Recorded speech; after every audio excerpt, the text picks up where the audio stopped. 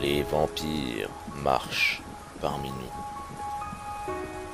C'est par ces mots quelque peu angoissants que l'écrivain américain John Edgar Browning débute son récit. Mais ne croyez pas qu'il s'agit d'une énième fiction sur nos amis accros. L'histoire est bien réelle. Pendant 5 ans, M. Browning a mené une étude ethnographique sur les vrais vampires de la Nouvelle-Orléans et de Buffalo aux États-Unis. Il en a rencontré pas moins de 35, âgés de 18 à 50 ans. Les vrais vampires ne se transforment peut-être pas en chauve-souris, mais apprécient le goût du sang humain ou animal et se nourrissent d'énergie psychique qu'ils absorbent par les mains ou leurs esprits, toujours avec l'accord de leur partenaire. Le sang est décrit comme ayant un goût métallique ou cuivré, mais peut aussi être influencé par la physiologie du donneur. Mais ce qui a véritablement mis en branle le panorama vampiristique de John Edgar Browning, c'est le fait que les vrais vampires ignorent tout de l'imaginaire qui les entoure.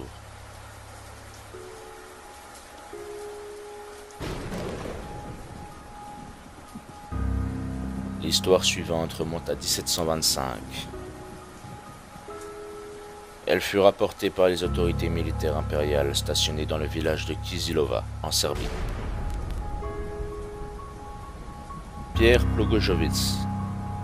Pierre Plogojevic était mort 10 semaines plus tôt et enterré selon un vieux rite local à caractère religieux. Ensuite, en l'espace d'une semaine, on compta dans ce même village le décès de 9 personnes, jeunes et âgées, qui furent toutes victimes d'une fièvre fulgurante qui les emporta en 24 heures. Avant de trépasser, chacune de ces personnes avait eu le temps de déclarer à ses proches que de son lit, ils avaient vu le dit Plogojevic, mort 10 semaines auparavant, s'approcher d'elle durant son sommeil, puis se coucher sur elle et enfin la serrer à la gorge au point qu'elle dut se débattre. Les villageois, plongés dans le plus profond désarroi au récit de ces plaintes, finirent par croire à l'authenticité du phénomène lorsqu'ils interrogèrent la veuve de Pierre Plogojevic. Elle leur affirma alors que son mari était revenu et avait réclamé ses chaussures. Terrorisée, elle partit du village. Voici le rapport officiel d'un administrateur impérial relatant les faits. Et puisque de telles créatures, qu'ils appellent vampires, peuvent être observées notamment par le fait que leur cadavre ne subit aucune décomposition, que la peau reste souple et que les cheveux, la barbe et les ongles continuent de pousser, les habitants décidèrent unanimement d'exhumer le corps de Pierre Plogojevic et de vérifier si l'on pouvait observer les mêmes signes révélateurs.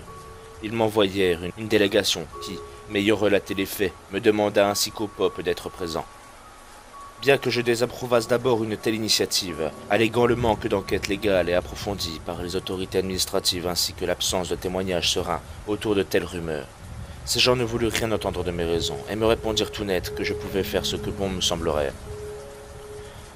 Mais que si je n'accordais mon consentement à assister à cette cérémonie et à en établir un rapport légal comme il était de coutume, ils se verraient dans l'obligation de quitter leur foyer, parce que le temps que toutes les autorisations administratives parviennent de Belgrade, le village entier serait probablement décimé par l'esprit malin. Comme cela avait déjà dû se produire à l'époque de l'occupation turque, et ils n'avaient nulle envie de revivre cela. Ni bonnes paroles, ni menaces ne purent alors empêcher ces gens apeurés de renoncer à leur projet. Je les accompagnai donc à Kizilova, en compagnie du pape Gradish. On procéda à l'ouverture de la tombe de Pierre Plogojevic. Je pus constater en effet, et en toute vérité, que le cadavre n'exhalait aucune mauvaise odeur, mais qu'au contraire, il semblait être demeuré en parfait état, comme de son vivant, à l'exception du nez qui était un peu fripé. Les cheveux et la barbe avaient poussé. Les vieux ongles étaient tombés, et à la place d'autres s'étaient formés. La peau blanchâtre pelait, et par endroits, on pouvait voir une autre poussant en dessous. Le visage, les mains, les pieds, et l'ensemble du corps était si bien conservé qu'on aurait pu dire que la vie ne l'avait pas quitté.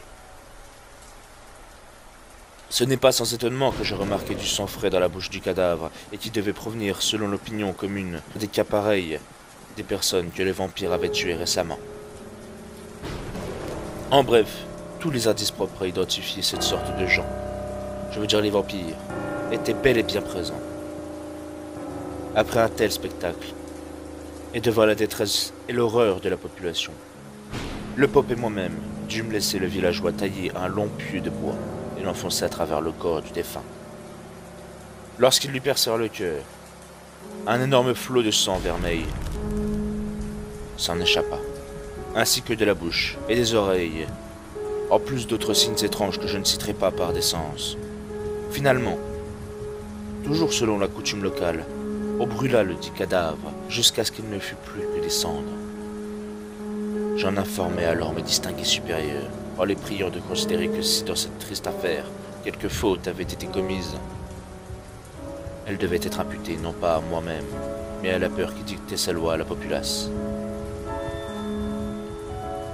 L'histoire raconte qu'afin d'échapper à la colère des habitants, Pierre Blagojevich serait sorti de sa tombe et se serait réfugié en Angleterre, où il aurait créé le célèbre cimetière de Highgate. Harpe est l'un des plus célèbres vampires dont le nom exact nous soit parvenu. Son histoire est celle de tous les vampires, qui au XVIIe et XVIIIe siècle furent pourchassés et anéantis en Pologne, en Hongrie et dans les Balkans. Un homme du Nord qui se nommait Harpe, étant à l'article de la mort, ordonna de le faire enterrer tout debout devant la porte de sa cuisine, afin qu'il ne perdît pas tout à fait l'odeur des ragoûts qui lui étaient chers, et qu'il pût voir à son aise ce qui se passerait dans sa maison. La veuve exécuta docilement ce que son mari lui avait commandé.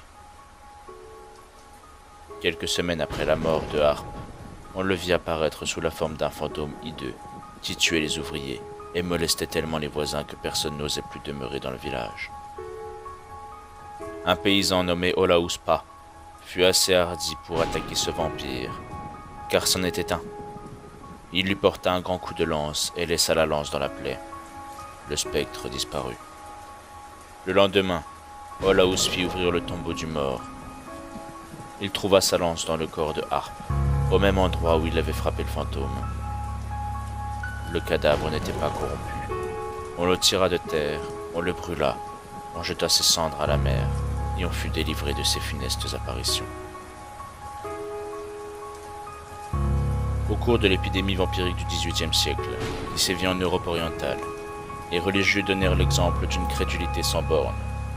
Dans ses fameuses lettres à une illustre morte décédée en Pologne, Louis-Antoine de Caraccioli rapporte cet édifiant propos. « J'étais supérieur dans notre maison de Lublin, me racontait-il, lorsque l'un de nos pères vint à mourir. À peine fut-il exposé dans l'église, où il devait rester jusqu'au lendemain, qu'on vint m'avertir que son visage s'enflammait d'une manière surprenante, et qu'on l'avait aperçu se promener dans le dortoir. Je me rendis auprès de son cercueil.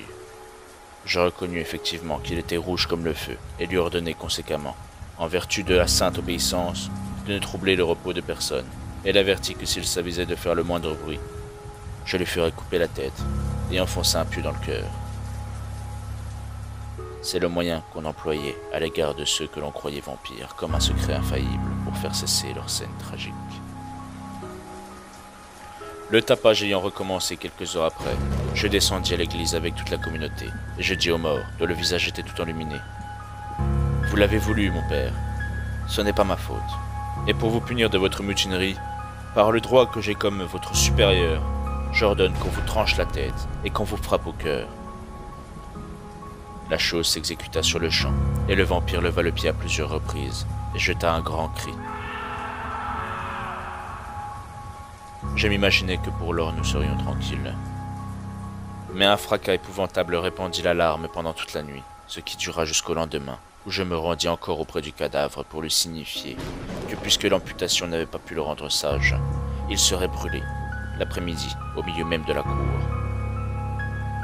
Le bûcher se prépara, et le corps qu'on jeta dans les flammes fut bientôt réduit en cendres, mais en excitant une si horrible tempête que la maison semblait vouloir s'écrouler.